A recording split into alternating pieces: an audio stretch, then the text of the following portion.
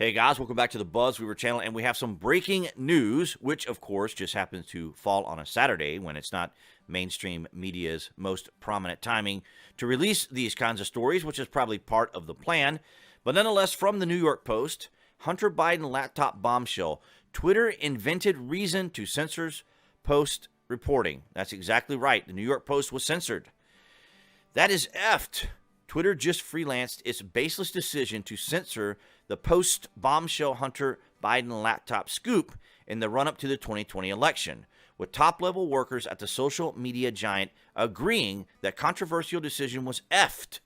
Damning insider communications revealed by CEO Elon Musk Friday revealed the chaos and confusion behind closed doors at Twitter in the immediate aftermath of the October 2020 Hunter Biden expose show that a small group of top-level executives decided to label the Post story as hacked material without any evidence behind the back of then CEO and former Jack Dorsey. So there you have it, ladies and gentlemen, as we have always said here on the BuzWeaver channel for the last 4 years, at least, that we know that there's been a coordinated effort, as we often say, by the establishment uniparty to get as many people as possible to hate President Trump, going so far as to, of course, create a fabricated Russian collusion story, and then a continuing trend of coordinated efforts to censor and suppress information that would shed light in positive directions of President Trump, but to shed light into a negative direction. And this is exactly what we have here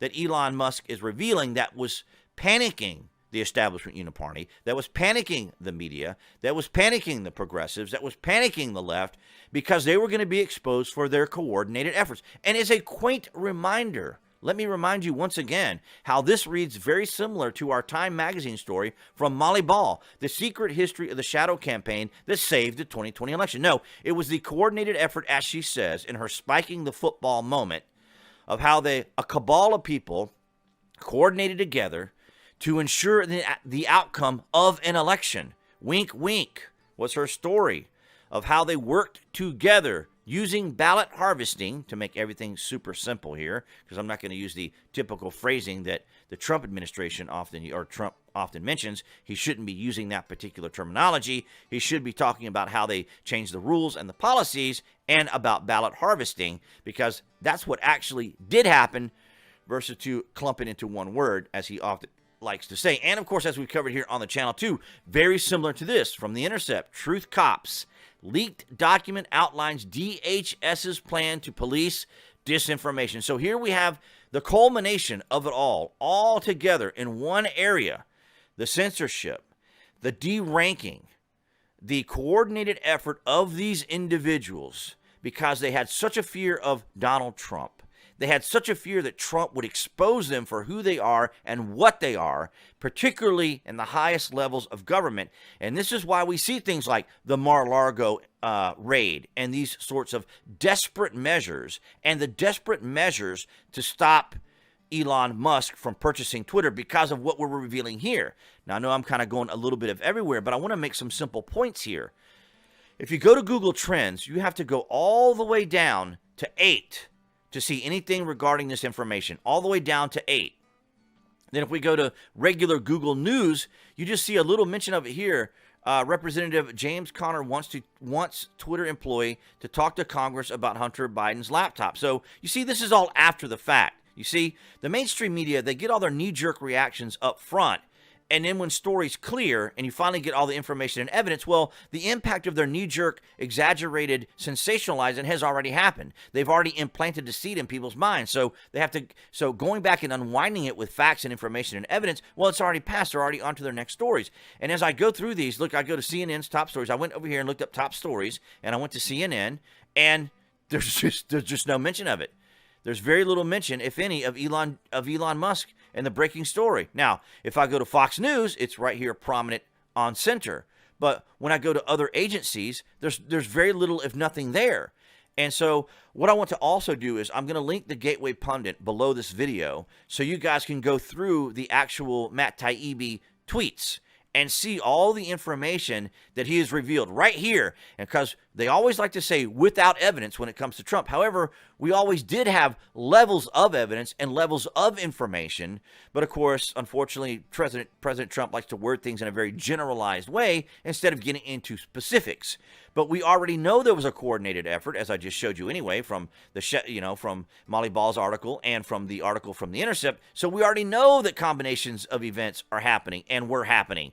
So now we're just getting confirmation of it all now. I know I'm kind of going a little bit of everywhere, but this is just kind of to serve my point, because I'm both excited, enthusiastic, and joyful, and irritated and annoyed at the very same time, because these are people who mock you. These are people who presume that everyone is dumber than they are, that they're in control. They're the ones who can tell you what opinions to have. They're the ones who can tell you what thoughts to have. They're the ones who can tell you how to treat yourself medically for procedures and other things during the pandemic. These are the same people that work together in a coordinated effort to not only ensure that society is following a certain path, that people are following certain rules, but they're going after people at the financial level. They're going after people even within the mainstream media, like The Post, when they censored this story, which is a valid story that could be posted, but was actually censored from everyone during a campaign of a president who was, of course, backed by the establishment uniparty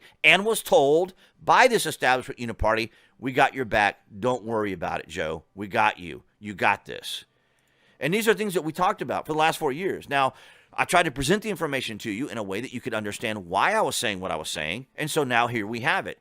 Matt Taibbi, as I said, I'll give you a link to that if you want to read it.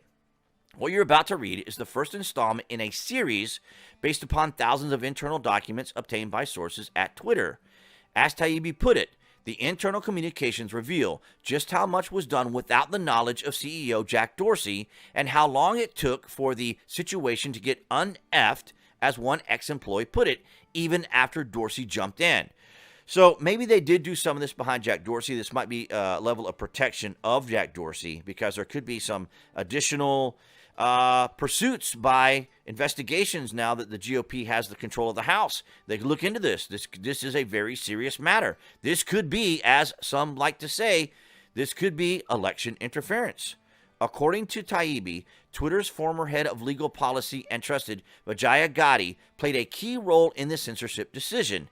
Damning emails and comments from former Twitter employees showed that everyone knew the social media giant suppression of the Post scoop about Hunter Biden's infamous laptop was effed.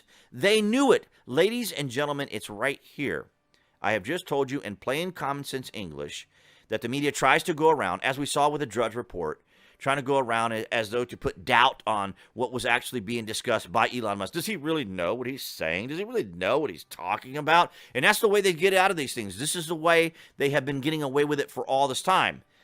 So the company's shaky rationale for taking the extraordinary censorship steps was that the story violated the company's hacked materials policy, according to Taibbi, which was questioned by many insiders. So they get to use unnamed sources, or sources close to the story, or the most absurd thing I've ever heard in my life, and that is sources knowing the mind of President Trump. Really? What are they, seers? What are they? Were they some magicians? They know the minds of President Trump? It's absolutely absurd. So we go into some of the more important aspects of what Taibbi covered within his article here.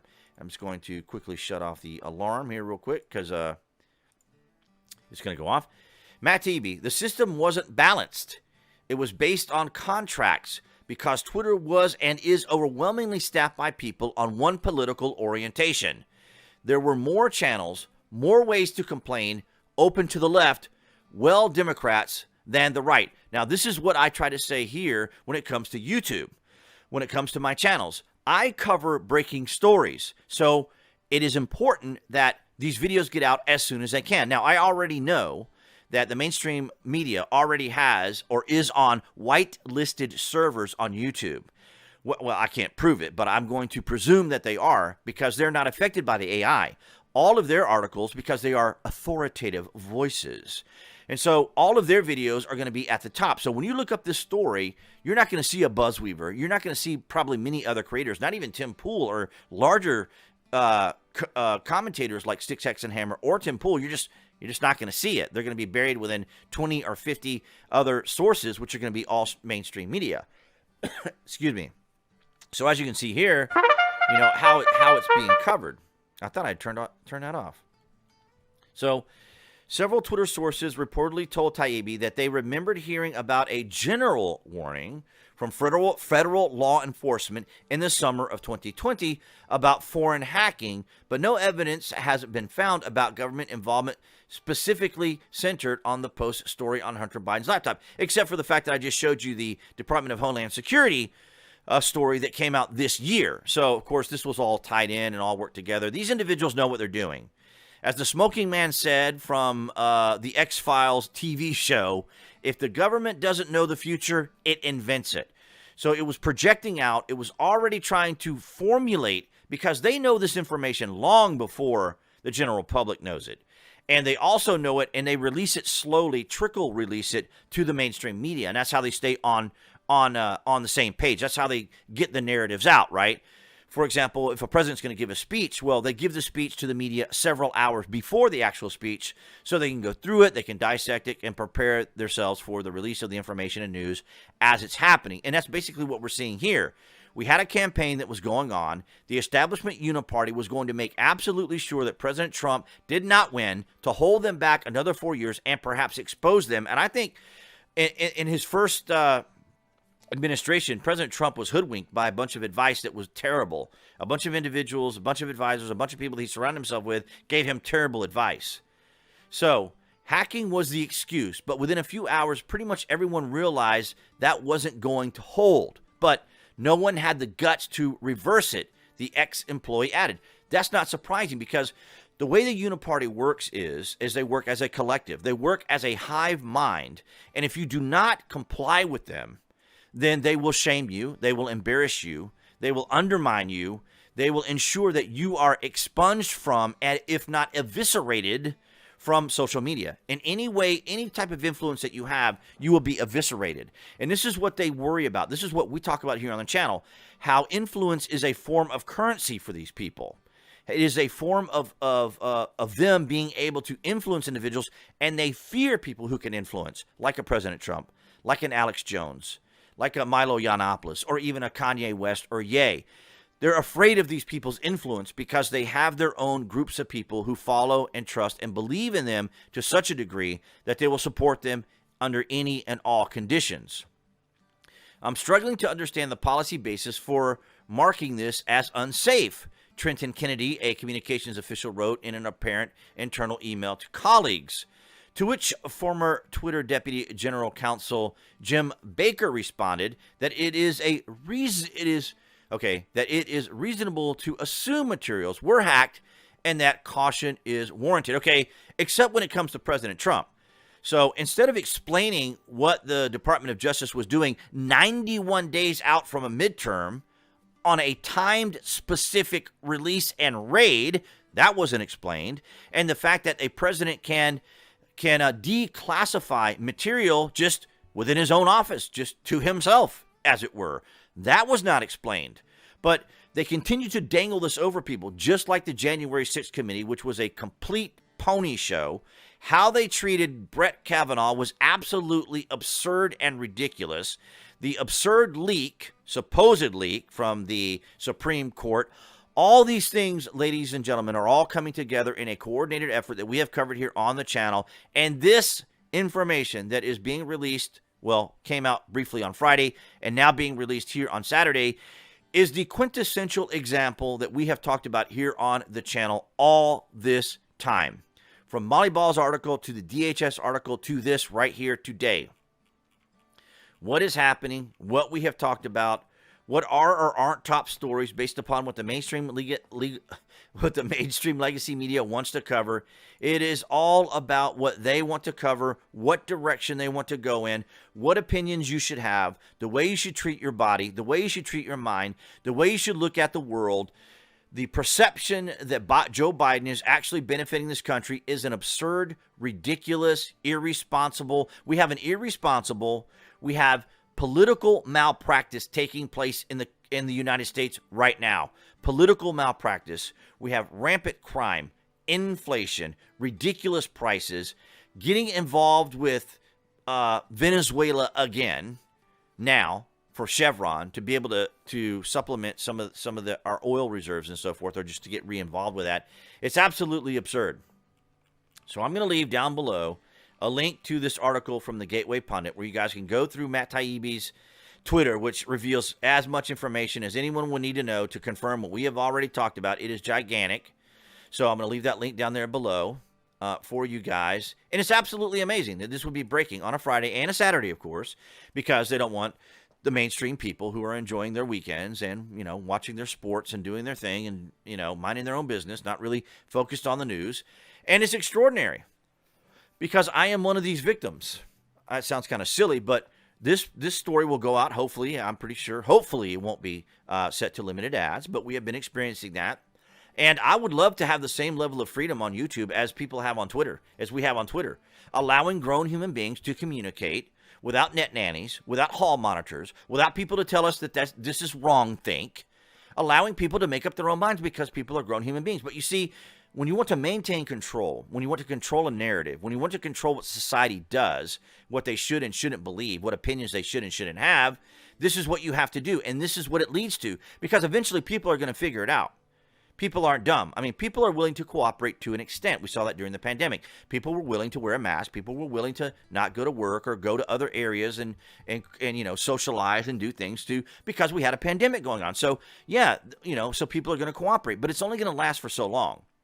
I mean, the veil is going to be eventually lifted when people realize what all actually happened. And so now we have this extraordinary bombshell story about what we have talked about. Well, actually, we couldn't even talk about it. At the time, we couldn't talk about it at all on Twitter or any social media, particularly on YouTube. I wanted to cover it, but I couldn't do it. I could not do it. I risked a strike. I risked a ban from being on YouTube altogether. So I know I've been a bit long-winded on here, but this is extraordinary, ladies and gentlemen. This is yet another example, a video for you guys to share and like and comment. Of course, I'd love to hear your thoughts down below.